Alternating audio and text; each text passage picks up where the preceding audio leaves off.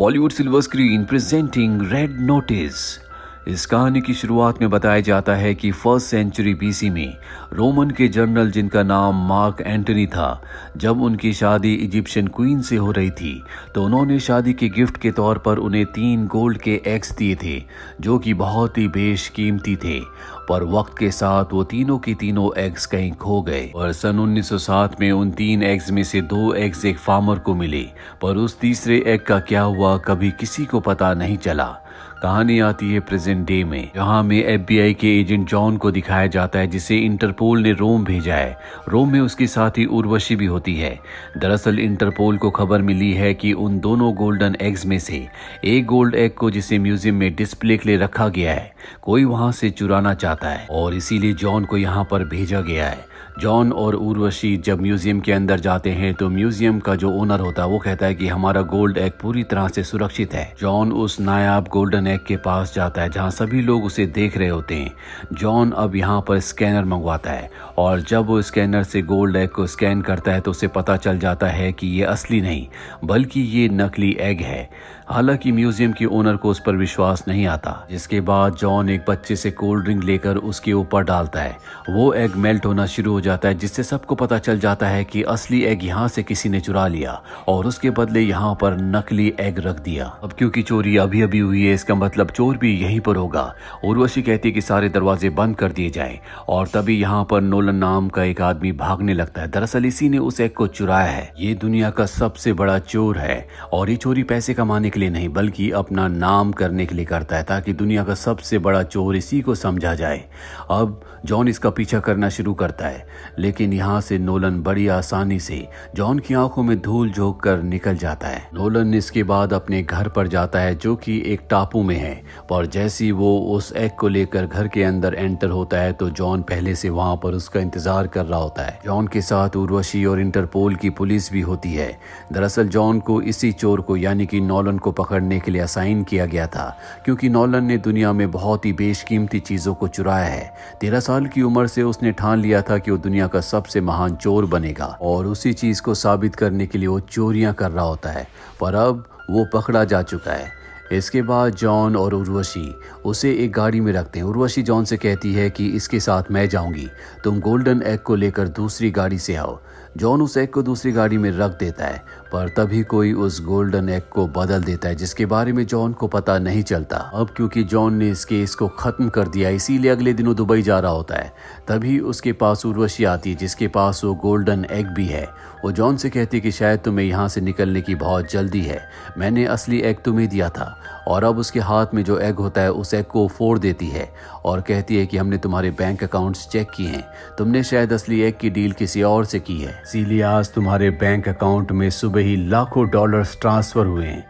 वो अपनी सफाई में कुछ भी नहीं कह पाता, जिसके बाद उसे अरेस्ट करके रशिया की एक जेल में भेज दिया जाता है। ये जेल बर्फीली चट्टानों के ऊपर होती है जहां से भागना पूरी तरह से नामुमकिन है। बड़े बड़े मुजरिमों को इस जेल में भेजा जाता है। जॉन जब अपनी सेल के अंदर जाता है तो देखता है कि पहले से वहां पर नोलन है। अगले दिन खाने के वक्त नोलन जॉन को बताता है कि इजिप्ट का एक बहुत अमीर आदमी जो कि बिलियनियर है, वो उन तीनों गोल्डन एग्स को अपनी बेटी की शादी में तोहफे के तौर पर गिफ्ट करना चाहता है। जो भी उन तीनों एग्स को उस बिलियनियर को देगा, बदले में वो उसे बहुत बड़ी कीमत देगा। जॉन कहता है कि 2 एग्स के बारे में सबको पता है जिसमें से एक चोरी हो चुका है, तीसरा एग कहाँ पर है। वो कहता है कि मैं तीसरे एग के नहीं बल्कि दूसरे एग के बारे में सोच रहा हूँ जो कि एक आम डीलर के पास है जिसे पार्टी करने का बहुत शौक है। जल्दी उसने एक बहुत बड़ी पार्टी को ऑर्गेनाइज किया है जिसमें हर कोई मास्क पहन कर जाएगा। बिना मास्क के उस पार्टी में कोई नहीं जा सकता। अब यहाँ पर जेल का एक ऑफिसर आता है जो इन दोनों से कहता है कि तुमसे कैप्टन मिलना चाहती है। इन दोनों को कैप्टन के पास ले जाया जाता है।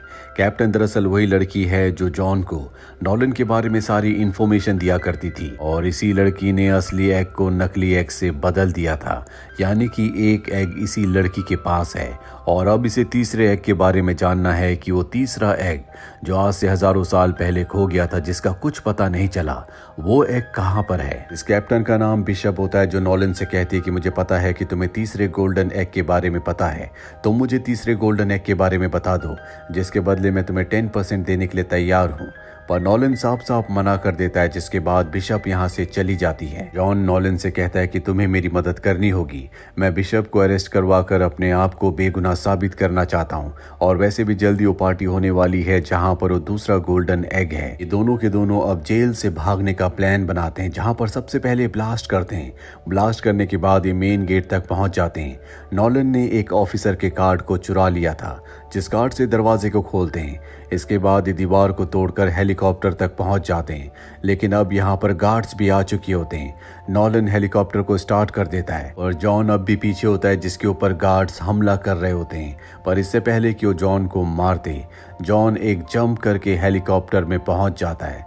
ये दोनों के दोनों हेलीकॉप्टर से इस जगह से निकलने में कामयाब हो जाते हैं और अब ये उस तरफ निकल पड़ते हैं जहां पर वो दूसरा गोल्डन एग है।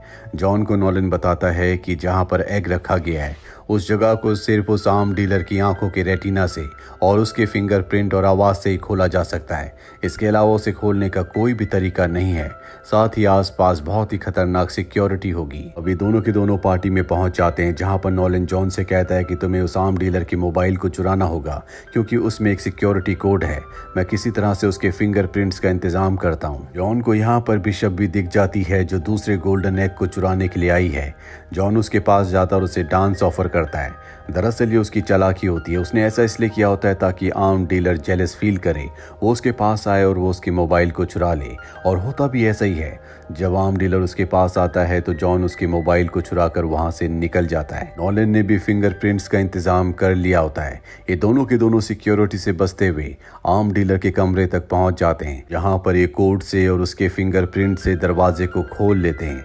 और अब यहाँ पर FBI की एजेंट उर्वशी भी पहुंच जाती है, जो इन दोनों को गन पॉइंट पर ले लेती है।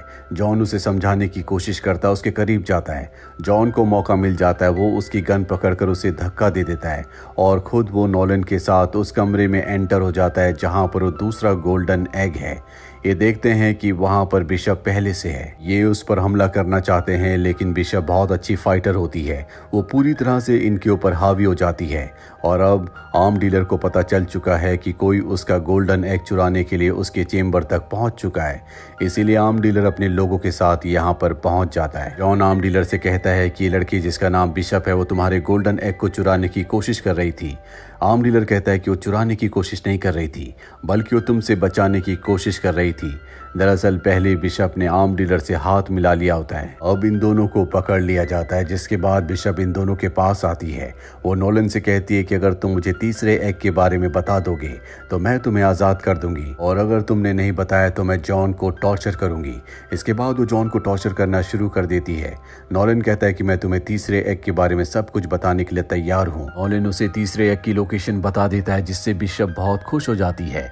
वो आर्म डीलर के साथ इस खुशी को चीयर करने के लिए एक एक शैंपेन का गिलास पीती है, और जब आर्म डीलर अपने शैंपेन के गिलास को खत्म करता है तो वहीं पर बेहोश हो जाता है, क्योंकि बिशप ने जिस तरह से जॉन को धोखा दिया था, अब उसने आर्म डीलर को भी धोखा दे दिया है। वो उसके गोल्डन एग को लेकर तीसरे एग को हासिल करने के लिए यहाँ से निकल जाती है। आर्म डीलर को जब होश आता है तो उसे सब कुछ धुंधला दिख रहा होता है। वो अंधाधुंध गोलियां चलाना शुरू कर देता है और एक गोली जॉन की हथकड़ी पर लग जाती है, जिससे उसके हाथ खुल जाते हैं। और अब जॉन यहाँ से अकेला ही जा रहा होता है। नॉलन उसे कहता है कि मैंने बिशप को जो लोकेशन बताई थी वो गलत थी, सही लोकेशन अब भी मेरे दिमाग में है। जॉन नॉलन को खोलकर अपने साथ ले जाता है। ये किसी तरह से यहाँ से निकल जाते हैं, जिसके बाद एक ट्रेन में जाते हैं। यहाँ पर जॉन नॉलन से कहता है कि मुझे उस तीसरे एग की लोकेशन के बारे में बताओ। हालांकि शुरू में नॉलन उसे नहीं बता रहा होता। इसके बाद जॉन उसे ट्रेन से गिरा देने की धमकी देता है। साथ ही वो नॉलन से ये भी कहता है कि मैं किसी भी तरह से अपने आप को बेगुनाह साबित करना चाहता हूँ, जिसके लिए मुझे बिशप को पुलिस के हवाले करना होगा, एग्स को हासिल करना होगा। अगर तुम मेरी इसमें मदद करोगे तो मैं तुम्हें दुनिया का नंबर 1 चोर बना दूंगा, जैसा कि तुम हमेशा से चाहते थे। और अब नॉलन उसे सब कुछ बताने के लिए तैयार हो जाता है। वो बताता है कि वर्ल्ड वॉर 2 के दौरान हिटलर के एक आदमी को गोल्डन एग के बारे में पता चल गया था। जल्दी उसने उस एग को हासिल कर लिया, जिसके बाद हिटलर ने अपनी सभी कीमती चीजों को अपने उस आर्ट कलेक्टर को दिया और सभी चीजों को किसी खास सुरक्षित जगह पर छुपाने के लिए कहा। जिसके बाद वो शिप से सभी कीमती चीजों को अपने साथ ले गया, जिसमें वो गोल्डन एग भी था। उसने उन कीमती चीजों को, पूरे खजाने को कहीं पर छुपा दिया, पर उसकी मृत्यु हो गई। इसीलिए किसी को कभी पता नहीं चला कि वो खजाना कहाँ यहाँ पर था। कई लोगों ने खजाना ढूंढने की कोशिश की, जिसमें मेरे पिता भी थे, लेकिन कभी उन्हें खजाना नहीं मिला। मेरे पिता ने उसी आदमी की जिसने खजाने को छुपाया था, ऑक्शन से उसकी एक घड़ी को खरीदा था, जो वो हमेशा अपनी कीमती चीज़ों में शामिल करके रखा करते थे। मेरे पिता की मृत्यु के बाद जब मैं घर गया तो मुझे वही घड़ी मिली, जिसे मैंने गुस्से से नीचे फेंक दिया। घड़ी टूट गई और उसके अंदर से कागज़ का टुकड़ा निकला जिसमें कुछ कोऑर्डिनेट्स थे। मैं समझ गया कि ये उसी खजाने के कोऑर्डिनेट्स हैं जो खजाना उसने 1945 में यानी कि वर्ल्ड वॉर 2 के दौरान जंगल में कहीं छुपा दिया था। और अब उन कोऑर्डिनेट्स की मदद से ये जंगल के उस हिस्से में पहुंच जाते हैं जहां पर खजाना छुपा हुआ है। जॉन उस मजबूत दरवाजे को खोलता है, जिसके बाद ये अंदर जाते हैं। अंदर एक और मजबूत दरवाज़ा होता है जिसे ये उस घड़ी की मदद से खोल देते हैं। और जब ये उस कमरे में जाते हैं तो देखते हैं कि वहाँ पर बहुत बेशकीमती चीज़ें हैं। इन्हें वहाँ पर वो तीसरा गोल्डन एग भी मिल जाता है।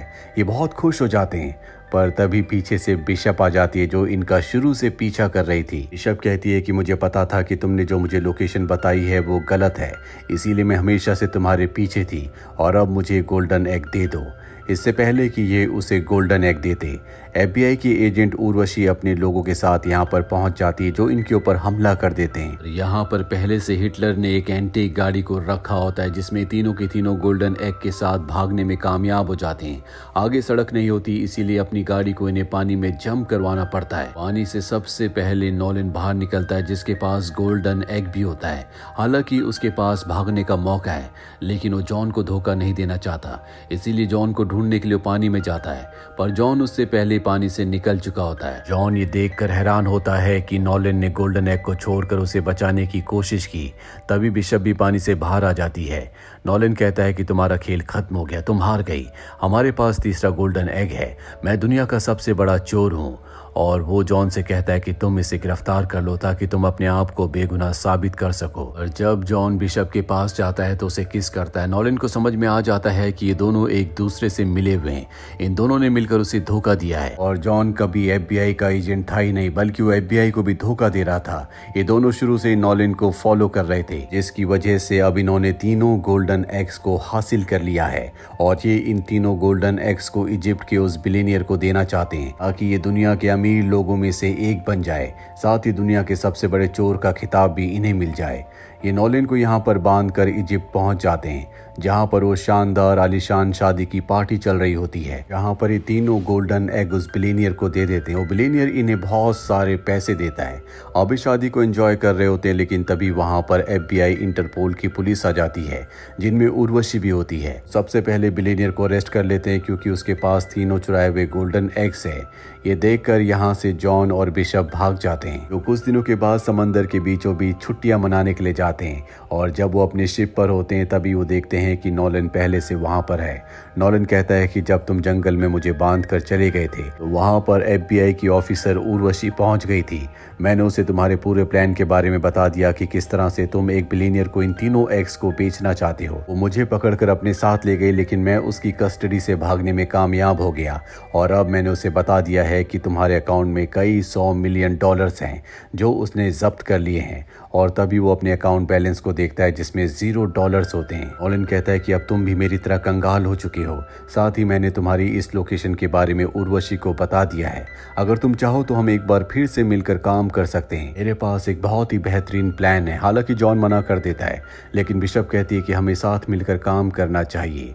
और अब इंटरपोल की पुलिस उर्वशी भी यहाँ पहुंच जाती है और उन्हें शिप में कोई भी नहीं मिलता, जिसके बाद इन तीनों के नाम रेड नोटिस जारी कर दिया जाता है, यानी कि पूरी दुनिया की पुलिस इनके पीछे है। वहीं इन तीनों को अब पेरिस में दिखाया जाता है, जो अपने नए मिशन को अंजाम देने के लिए निकल पड़ते हैं। और इसी के साथ ये फिल्म, ये कहानी यहीं पर खत्म हो जाती है। उम्मीद करते हैं कि ये कहानी आपको पसंद आई होगी।